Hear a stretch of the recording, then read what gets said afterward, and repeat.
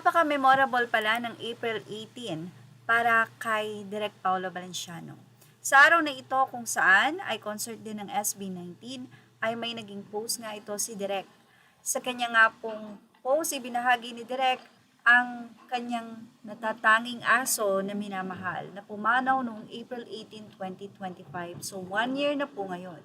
Sa kanyang caption, sinabi ni Direk na April 18, 2025, I think about you everyday troops. Anyway, about naman po sa concert ng SB19, mukhang celebrity guest reveal. Mula po sa naging post ng isang 18, ibinahagi nga niya na nakatanggap ng invitation mula sa Mahalima, sila Will Ashley at Mika Salamanca. Ito'y base na rin sa story na ibinahagi ni Will sa kanyang Instagram. So, ibig sabihin ba nito ay hindi lang ito simpleng invitation? Magpa-perform din kaya sila Will at itong si Mika? So, yan po ang pakakaabangan natin. At dahil nga kaarawan na ng concert last night, ay binahagi na nga po din ni Cyril Manabat na isa po siya sa nakatanggap ng invitation mula sa SB19. So, ina-expect din ba natin na magpa-perform itong si Cyril? Ang mga celebrities na invited ay close po sa SB19 likes Mika Salamanca and Will Ashley.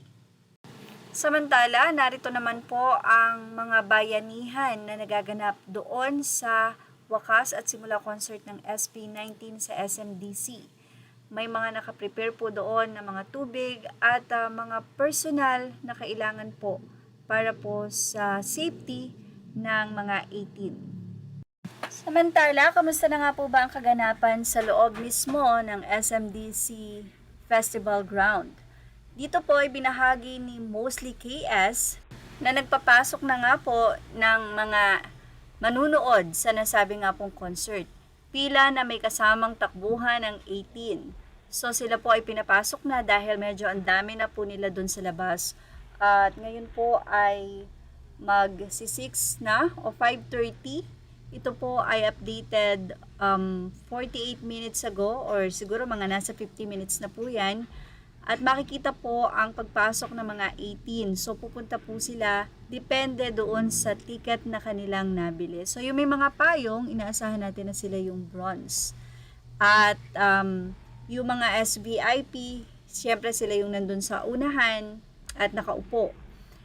Anyway, hindi naman po talaga po pwede na pagpasok ay pupunta ka sa gusto mong area na upuan dahil kahit ang SVIP ay may mga letter or number po silang nakalagay doon. So, depende po kung ikaw ay nasa front or back or kahit nga po late na magpunta, especially ang mga senior na manunood ay pwedeng-pwede dahil hindi naman po ma-occupy ng iba ang kanilang seat because meron po silang mga number doon po sa ticket na nabili nila.